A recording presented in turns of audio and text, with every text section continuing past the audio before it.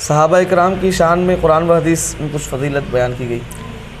دیکھیے قرآن کریم تو آپ آغاز ہی کیے ہیں کہ آغاز کا ہی آپ میں ہی قرآن کی دو آیات کی تلاوت کی ہیں کہ بھئی لا یستوی منکم من انفق من قبل الفتح وقاتل، پھر اس کے بعد رضی اللہ عنہم ورضوا عنہ وکلا وعد اللہ الحسنی. قرآن کریم اور ان کا مقام قرآن کریم نے کیسے بیان کیا، آپ کی توجہ میں مبذول کرواؤں. احد کا موقع تھا، اس موقع پر ہوا یہ کہ بعض صحابہ کرام جنگ کے دوران، صحابہ کرام جلیل القدر صحابہ ہیں اس میں، کہ کم ہمتی اس اعتبار سے کہ مقابلہ بڑھ گیا تھا، افراتفری پھیل گئی ہے، اور یہ افواہ پھیل گئی ہے کہ آقا کریم علیہ السلام کی شہادت ہو گئی ہے.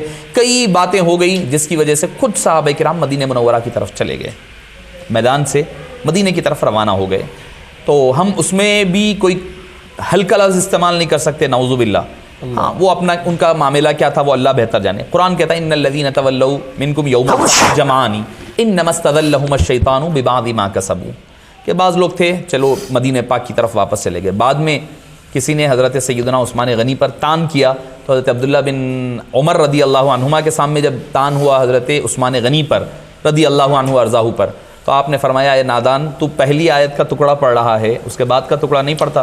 وَلَقَدْ عَفَى اللَّهُ عَنْهُمْ، اور اللہ نے ان سب کو معاف بھی فرما دیا. تو معزز سامعین کرام، ان کی شان یہ ہے کہ بھئی اگر ان کا کوئی مسئلہ ہوتا، وہ کچھ سوال کرتے تو قرآن اس کا جواب دیتا ہے. ان کی مقام دیکھیں آپ، یسألونک عن الانفال، یسألونک عن المحیض، یسألونک عن الاہلہ، یسألونک عن الخمر والمیسر. جب بھی یہ یسألونہ کے الفاظ آتے ہیں اس سے مراد صحابہ کرام ہوتے ہیں، وہ سوال کرتے ہیں، یعنی وہ آپ سے سوال کرتے ہیں. ان کا مقام و مرتبہ قرآن ذکر کر رہا ہے. پھر فرمایا محمد الرسول اللہ، محمد اللہ کے رسول ہیں صلی اللہ علیہ وسلم. والذین معہ، قربان جائیے، حالانکہ ٹائٹل عنوان ہے صحابہ کرام کا، یہ مکمل آیت کریمہ صحابہ کرام کے فضیلت پر ہے، ان کے فضائل ذکر ہو رہے ہیں. اگر خاص معنی میں لیں تو والذین معہ صدیق اکبر ہے، اشداء علی الکفار فاروق اعظم ہے، رحماء بینہم عثمان غنی ہے، اور تراہم رکعان سجدن یہ مولا مشکل کشا ہے. مگر اگر آپ عمومی معنی لیے جائیں تو تمام صحابہ کرام کی فضیلت ہے، مگر اللہ تعالیٰ اس کی آیت کا آغاز کر رہا ہے محمد الرسول اللہ، یعنی اس آیت کا عنوان اور ٹاپک محمد الرسول اللہ، یعنی ان کی نسبت کا اظہار ہو رہا ہے. ابو بکر کی صداقت، عمر کی شجاعت، عمر کی فراست و عدالت، عثمان کی ثقافت، علی کی شجاعت و علم، سب کا سب مصطفیٰ جان رحمت صلی اللہ علیہ وسلم کی فیض کے دریا ہے، فیض کے پھیلے ہوئے راستے ہیں، نکلنے کے ذرائع ہے.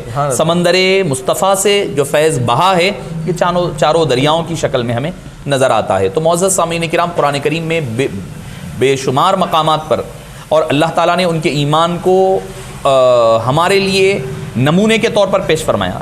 فَإِنْ آمَنُوا بِمِثْلِ مَا آمَنْتُمْ بِهِ فَقَدِ اهْتَدَوْا، تم ایسے ایمان لاؤ جیسے کہ انہوں نے ایمان لایا تھا. فَقَدِ اهْتَدَوْا، تاکہ تم کامیاب ہو جاؤ. یعنی ان کا ایمان اللہ کے نزدیک ایک معیار ہے ہمارے لیے. ہم اگر چاہتے ہیں کہ ہدایت پائیں، اللہ کی رہنمائی، اللہ کا قرب پائیں، تو ہمارے لیے لازم ہے کہ ہم ان کی طرح ایمان لائیں تاکہ ہم ہدایت یافتہ بن سکیں. قرآن کریم میں بے شمار مقامات ہے. احادیث طیبہ میں آپ صلی اللہ علیہ وسلم نے، دیکھیے نسبت مصطفیٰ کی وجہ سے آدمی کو کیا پروٹیکشن ملتا ہے. میں نے جو کہا تھا نا کہ یہ عمل کی وجہ سے نہیں، صحبت کی وجہ سے صحابی بنے. بخاری شریف کی حدیث پاک ہے، ایک صحابی تھے، ان کا نام میں ذکر نہیں کروں گا چونکہ یہ بھی ادب کا تقاضا ہے. کوئی چیز اگر ان کے درمیان ان سے کوئی ہو جائے تو کیا ملے گا اگر میں نام ذکر نہ کروں اس صحابی کا. ٹھیک ہے بھائی، ایک صحابی تھے، ایک عنوان کے طور پر، ایک مثال کے طور پر سمجھانے کے لیے کہہ رہا ہوں. ضروری نہیں ہے کہ ان کا نام، کوئی ایسا نہ ہو کہ لوگ ان کا نام سن کر ان سے بدظن نہ ہو جائے، کہیں ان کو اپنی طرح سمجھنے نہ لگ جائیں. تو ایک صحابی تھے جن کے بارے میں ملتا ہے کہ شراب کا استعمال کیا، ان پر حد جاری ہوئی ایک مرتبہ، پھر دوبارہ ہوا وہی غلطی، دوبارہ حد جاری ہوئی، تیسری مرتبہ، اور یہ بخاری شریف کی حدیث پاک ہے، تیسری مرتبہ ان سے حد جاری ہوئی. تو بعض صحابہ کرام ان کو لعن طعن کرنے لگے کہ کیسا آدمی ہے کہ حد پر حد جاری ہو رہی ہے اور اپنے گناہ سے یہ پرہیز نہیں کر رہے ہیں، پلٹ کر نہیں آ رہے ہیں. جب لعن طعن کرنے لگے، آقا کریم علیہ السلام اپنے حجرہ مبارکہ میں تھے، نکل کر کے باہر آئے اور فرمایا لا تلعنوہ فواللہ انی اعلم انہ لحب اللہ ورسولہ. لا تلعنوہ، اے لوگو ان کو لعن طعن مت کرو، ملامت مت کرو، لعن طعن مت کرو. حالانکہ عمل خراب ہے، عمل ایک بار نہیں 3 مرتبہ غلطی ہو چکی ہے شراب پینے کی، مگر حبیب پاک کیا فرما رہے ہیں؟ لا تلعنوہ، یعنی عمل کی کمی ان کو لان تان کا حقدار نہیں بناتی. تو اب جو لان تان کسی عمل کی وجہ سے صحابی کو کرتے ہیں تو وہ آقا کریم علیہ الصلاۃ والسلام کی اس حدیث پاک کے خلاف جا رہے ہیں. فواللہ انی اعلم، اللہ کی قسم میں تو اتنا ہی جانتا ہوں، انہ یحب اللہ ورسولہ، کہ اللہ اور اللہ کے رسول سے محبت کرتا ہے. یعنی اچھا محبت بعض وقت ایک ہمارے پاس کیا ہوتا ہے کہ اگر کوئی اہل سنت والجماعت کے کوئی آدمی، عام آدمی کی کہہ رہا ہوں، کوئی داڑھی والے صاحب ہو سکتے ہیں، کوئی امامہ پہننے والے، کوئی غلطی ہو جائے تو لوگ کہتے ہیں داڑھی رکھتے ہوئے کر رہے ہیں فلاں، تو اس کا اس سے کوئی تعلق ہی نہیں ہے. بھئی عاشق، ٹھیک ہے بھئی عاشق رسول کا، عشق رسول کا ہونا اور شے ہے، انسان عمل کی کمی کچھ اور شے ہے، نہیں ہونا چاہیے، اس سے پرہیز کرنا چاہیے. تو میں یہ بتلانا چاہ رہا ہوں کہ صحابی عمل خراب ہونے کے باوجود بھی صاحب لان ملامت نہیں بنے. دوسری چیز حبیب پاک نے فرمایا کہ وہ اللہ اور اللہ کے رسول سے محبت کرتے ہیں.